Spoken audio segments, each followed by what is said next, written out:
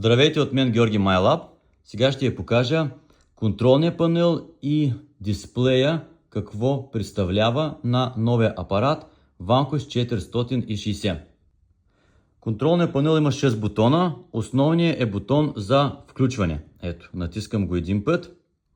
Апаратът тръгва. Прави автоматично изолиране на смущенията. Готови сме. Сега имаме бутон минус и бутон плюс. С бутона минус от основното меню намаляме нивата на чувствителност и увеличаваме. Така, с бутона, който е най-отдолу от лявата страна, подковата, ние добавяме черните метали, махаме, добавяме, махаме. Бутона по средата най-отдолу, включваме режима Pinpoint, за да локализираме точното място на предмета под земята. С този бутон най-отдясно, най-отдолу, така сменяме режимите за работа. Ето. И този бутон плюса също има и опция за грундиране към почвата. Ето. Като го натиснем, имаме опция за грундиране към почвата. Сега по дисплея. В централната част имаме две чертички. Те отговарят на VDI числото от намерената от нас цел. Правилото е следното. Много е лесно. Вижте. Отгоре имаме числа, имаме една помощна скала от минус 19 до 99. Когато ние махаме с апарата и засечем някакъв метален предмет, ние чуваме звук и се показва тук число. Ако числото е отрицателно от минус 19 до 0, значи е желязо. Ако е от 0 до 99, ще е цветен метал. На 100% ние няма как да разберем какъв ще е този цветен метал. Няма как да знаем дали е злато, дали е сребро, дали е мед. Имаме само нива на проводимост за ориентир. Знаем нивото на проводимост на алуминия еди какво си, на среброто еди какво си и на медта еди какво си. Точно за това, колкото е по-вдясно към 99 числото от намерената от нас цел, толкова по-проводим ще бъде предмета. И тук отгоре над числата има едни символични картинки.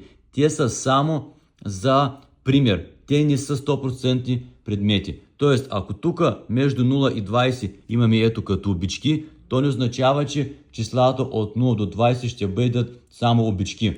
Това, че се показва 99, не означава, че ще бъде само монети. Не. Това са примери за проводими предмети. Правилото е от минус 19 до 0 желязо, от 0 до 99 цвят и колкото е по-високо числото към 99, толкова по-проводим ще бъде предмета.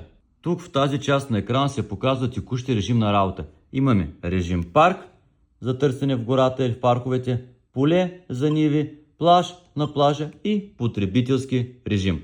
Виждаме, че потребителски режим хваща всички цветни метали за изключение на железните метали. Освен това, тук е охлювчето, показва текущо ниво на чувствителност, тук показва текущо ниво на силата на звука, тук показва дали е активирана подсветката, тук е нивото на батерията. С бутона за настройки, като натиснем и влизаме в меню настройки. Ето сега ще ги превъртим и да видим какви настройки имаме. Така, за звук, след това за да правим свой модел на дискриминация, тук Iron Bias, тук подсветка, ето включена, изключена нивото на подсветката, тук финерче, дали е включено или изключено, тук вибрация в дръжката и тук имаме опция за слушалки. Тоест Vanquish 460 може да се свърши към безжичните слушалки. Като натиснем опция за слушалки, тук ще мига допълнителна иконка, която търси съответните безжични слушалки към модела.